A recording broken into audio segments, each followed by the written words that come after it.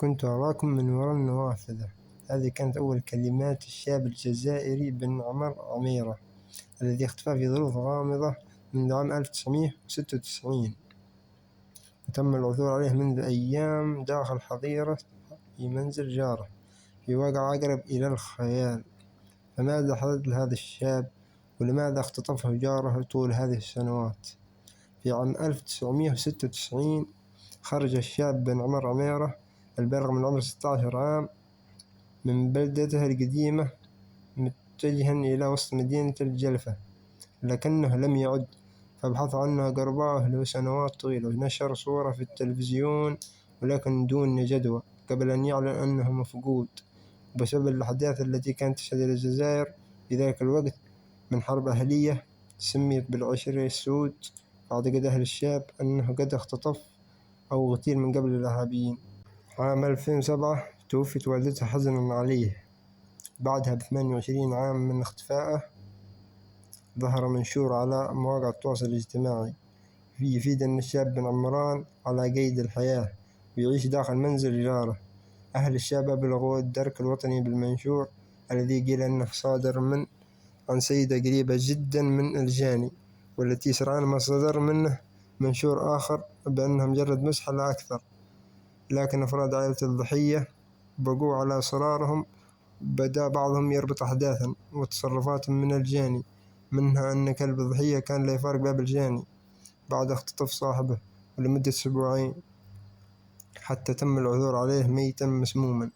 كما أن الجاني كان يرفض دخول أي أحد منزله، وكان يشتري طعاما وبعد اثنين دائما، على الرغم من أنه يعيش بمفرده.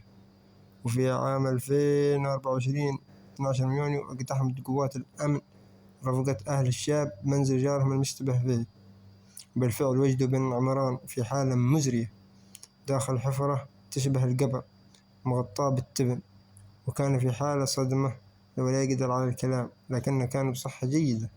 تم القبض على الجاني بالغ من العمر 61 عام، والذي كان يتظاهر طيل تلك السنوات بمماساة أهل الضحية.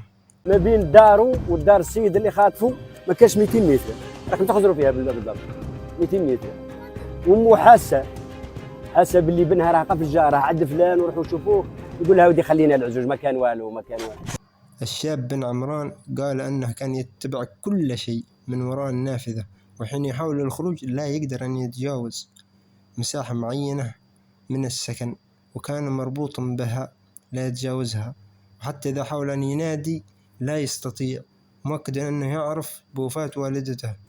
ليؤكد الكثيرون بأنه تعرض إلى السحر والشعوذة على يد الجن. هذا النوع من السحر قوي، يتم الاستحواذ على عقل الشخص من خلال فهمي للأمر ولنوع السحر. أقول أن هذا الشخص كان يعيش حياة طبيعية مع هذا الشخص. نعم، هو كان يحبسه عندما يدرك أن هناك خطر عليه، عندما يأتيه ضيوف أو يأتي أقاربه، فرأسا بأمر إيعاز منه يذهب إلى مكانك، اخرج يخرج، اجلس، كل، نم، فيستحوذ على عقله. ما زالت التحقيقات جارية لمعرفة السبب وراء هذه الجريمة التي هزت المجتمع الجزائري، وكيف تمكن الجاني من احتجاز الضحية طول تلك الفترة دون أن يتمكن من الهرب.